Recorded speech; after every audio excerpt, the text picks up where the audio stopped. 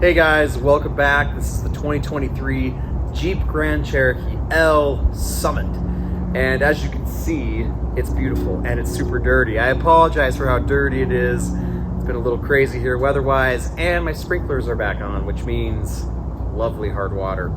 Anyway, I've really enjoyed my time with the new Grand Cherokee. I just love especially how it looks. It looks so classy, it looks premium. It does cost a premium, which we'll talk about, but you kind of have the full package here. It's a legitimate six-seater, kind of seven, but really six. It's very luxurious, it's off-road capable, it looks amazing. You've got adjustable air suspension, which is so cool.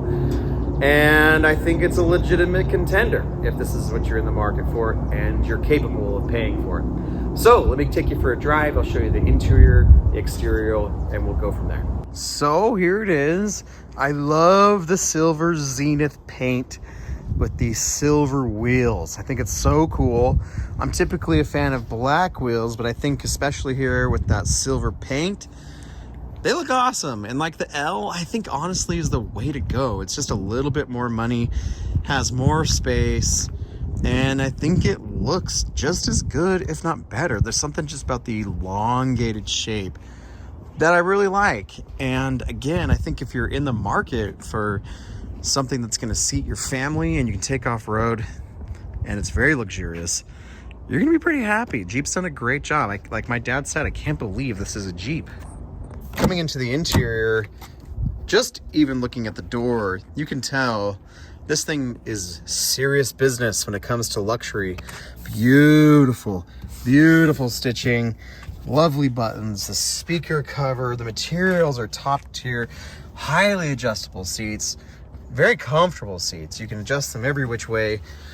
You've got an awesome center stack, lovely screen, your buttons, which I'm very thankful for. You can still have buttons for your HVAC systems, especially your volume, tuning, very, very cool. And they just look so nice. I cannot state that enough, how nice it looks. You've got the cool vents kind of above there. You have the passenger interactive screen, which I personally think just save your money, but it is kind of cool. And the cool thing about your vents in this dash design is that as you go over, it barely humps up there for the digital gauge cluster. And overall, I think it's just really beautiful. And I love the steering wheel. I think it looks awesome. And I love how it just kind of slopes back like that. Coming into the rear, you can see it's just as luxurious as the front. The seats obviously not quite as comfortable as the front, but they look amazing. You've got plenty of legroom, and wow, like this would be an awesome place even for 4 adults to really road trip. You got this wonderful center console. I love the center console. Like you've got lots of storage, and you can put more right there and flip this up where the rear passengers have storage. It's a really cool design. I love that. It's one of my favorite things about this Grand Cherokee is this console. You've got a place here for your stuff. Again, road tripping would be so cool in this. Your cup holders, very convenient. No ventilated seats, surprisingly, but you do have your heated, which they work great, and your vents and your charging ports, obviously. And overall, this is just a really nice place to spend time. Now, this does give you a nice view of how the dash looks. I mean, again, just wonderful materials, leather, wood, screens. Not sure if the wood's real, probably not, but it looks great regardless. And it's legitimately very luxurious. Like, seriously, go check it out. I think you'll be very impressed, especially considering, I mean, it's a Jeep, and I don't think anybody would have expected that. It's very, very cool. And I love these vents too, right here and down here. So you're gonna stay plenty cool, plenty warm, and it's not gonna be like coming right down. You know, so many have the vents up here, which isn't really bad, but like, I kind of like it just here and over here. Now, coming into the third row is a piece of cake. Just lift up this latch. That's the way I like to do it. The whole thing just kind of rotates up, which is cool. You don't need to adjust it much after you set it back down, other than scooting it back a bit if you want. But coming in here,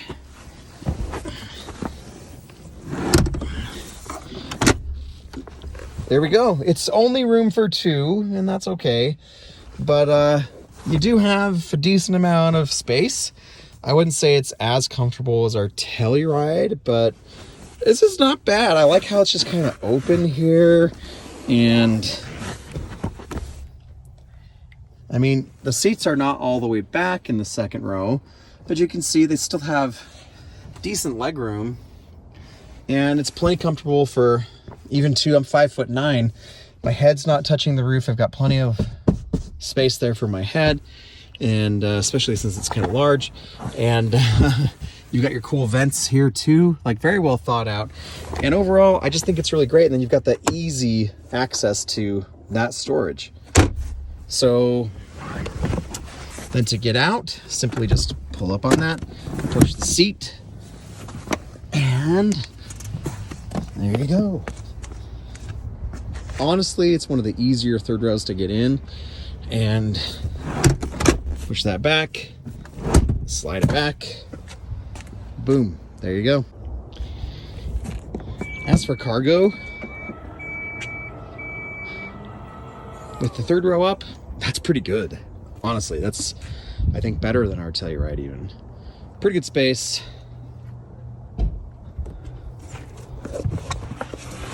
Lots of space under. There's your jack. Pretty impressive, guys. I really like it. There's the third row folding flat. And you're left with a lot of cargo space. It's very cool. Guys, this thing's awesome. Again, if you can pay for it, I think you're going to be very happy. And there they are coming up. Still don't really feel the necessity of having them motorized. I'd rather just like pull a tether and just let them kind of fold down. But as it is, I think it does a pretty good job. Okay, so to start off, this is the, and you can probably tell by the sound, I apologize for the sound actually, my, not the engine sound, but my sound, I got in to review this thing and I had let my batteries die on my microphone, so I apologize. I hope you can feel this. I hope you can hear this okay. So anyway, as I was saying, you can probably tell this has the V6, that classic V6 from Jeep, FCA, Chrysler, all of it. 290 horsepower, I believe, is what it makes. And I'll just be right up front with you. This would be way better with the V8. It's really not bad with the V6. It's adequate power. I want to make that clear. I don't think it's a bad fit for this, but this thing with the 5.7 liter V8 would be awesome. Like, it would be, the engine feels a little bit all over the place with its power delivery, and it's kind of, I don't know how else to say it. The engine, at least here in this iteration, it just sounds a little bit rough. And for 75 grand, which I'll talk about in a minute, 75 grand, I definitely think I would like the V8 to be standard. Sadly, I know the V8, I know at least it's dead for the regular Grand Cherokee, and I'm pretty sure it's dead for the Grand Cherokee L, which this is. So if you are able to get one with the V8, get one while you can, because I think that's definitely the way to go, even if it's a little bit more expensive. I know everybody's like, oh, fuel economy. This V6 is not much better. I've been averaging about 19 miles per gallon. And so to me, it'd be worth it to sacrifice 2, 3, 4 miles per gallon even to have that V8 with its 357 horsepower and the sound as compared to this. Now, I know the Hurricane engines are coming, the inline 6 turbocharged. Wonderful. I'll look forward to that. But for the time being, if you have the choice between the V6 and the V8, I would definitely recommend going for the V8. Okay, so engine aside, this is a pretty fantastic vehicle. And I think I'll just try to provide a summary right here. If you're looking for something that's very luxurious, can tow at least with the V6, 6,200 pounds. It jumps up to, I think, 7,000 pounds with the V8. But you're looking something for very luxurious, something that can tow, and something that can haul around at least 4 of your kids in relative comfort, and go off-roading, this is a pretty great this is a pretty great package. And I definitely think you should go check it out. It drives nice. It does legitimately feel very luxurious. We had the Grand Cherokee, not the L, but the Grand Cherokee 4xe just a couple months ago, and I liked it. It's solid car. Keep it plugged in, and it's going to be amazing for you. I actually kind of prefer it just with the naturally aspirated V6. I imagine, like I said, the V8 would be even better, but the 4xe definitely felt even heavier, which it is, obviously, but you felt it. You even felt it in the suspension. I feel like the suspension was less forgiving than it is here. And now I'm comparing the L to the regular, so this is longer, of course, so you do kind of have that longer wheelbase and everything, so you kind of have that to deal with your suspension. But I think it does feel better in here in the L than it did in the regular. But the tech is good. I overall have enjoyed the Uconnect 5 system. It seems to be kind of hit or miss in some of the FCA products, but here I haven't had any issues with it. Wireless Apple CarPlay has worked wonderfully. It's easy to control. There's still a myriad of buttons that you can use for like the HVAC system, which I appreciate. And I gotta say too, the AC and the ventilated seats here work awesome. This is rare for me, but I've actually had to turn off the ventilated seats from time to time because it's just been like really cold. So I love it. Great job. The interior as a whole is just beautiful. Like Jeep, my dad he was looking at this and he was like, I cannot believe that this is a Jeep, because it's very nice. Like, this is a really nice, luxurious place to spend time. The materials all feel really good. It feels very well put together. I would give it top marks for the luxury. As far as hauling people around, these two captain's chairs back here are very comfortable. Leg room, as I've shown you, is excellent. It's not, I don't know if it's quite as good, I haven't measured or anything, but as like our Kia Telluride, that's what I feel like I'm comparing everything against, because we own it and it's fantastic. But I'd say it's about the same. And the third row I don't think is as spacious as the Telluride. I'm just going off of feel here, not measurements, but it doesn't feel as spacious. The rear seats are not ventilated, which again is something that is in the SX package, at least the SX in the Telluride. So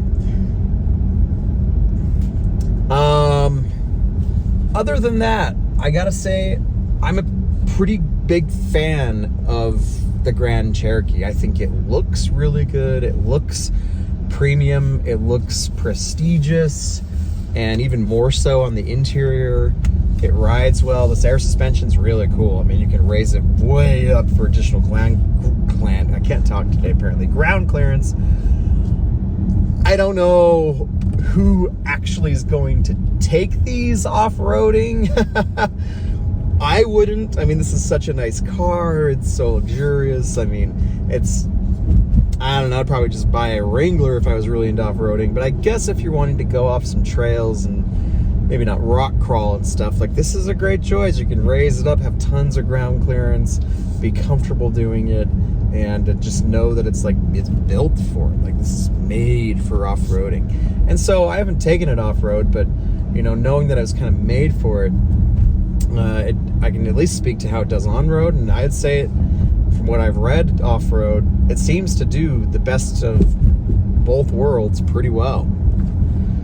Which leads me to my final point about the Grand Cherokee. Again, I think if you're wanting to go off-road, haul like 4 of your kids, or less, obviously, want something very luxurious and stylish, put this on your list. Definitely go check it out if you can afford it.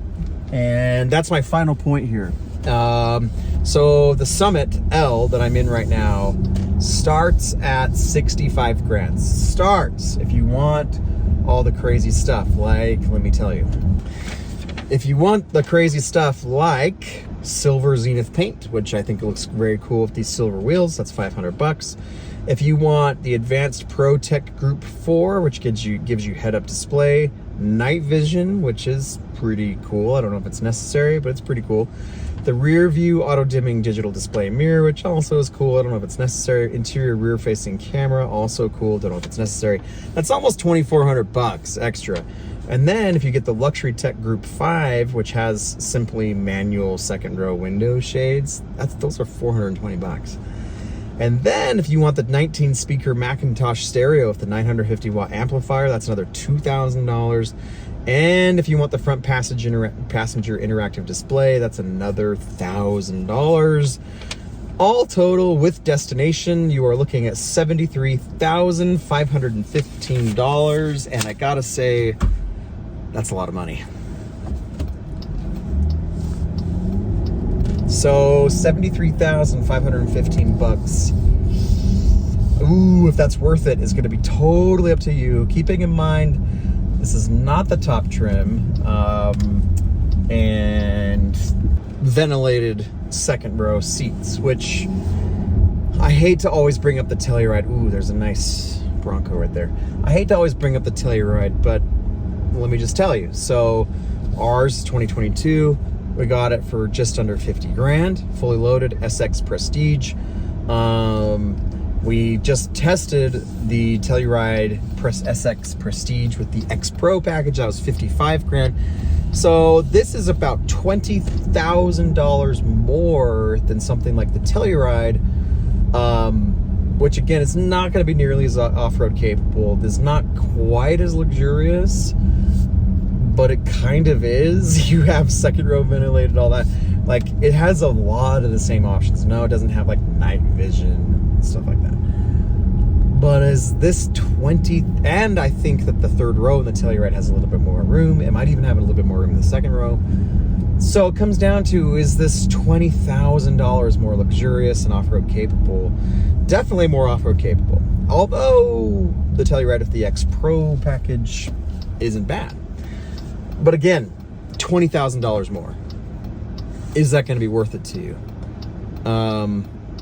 If this had the V8, if it had the features like second row ventilated seats, stuff like that, I would say it could be. But without those things to kind of really differentiate it, I don't know.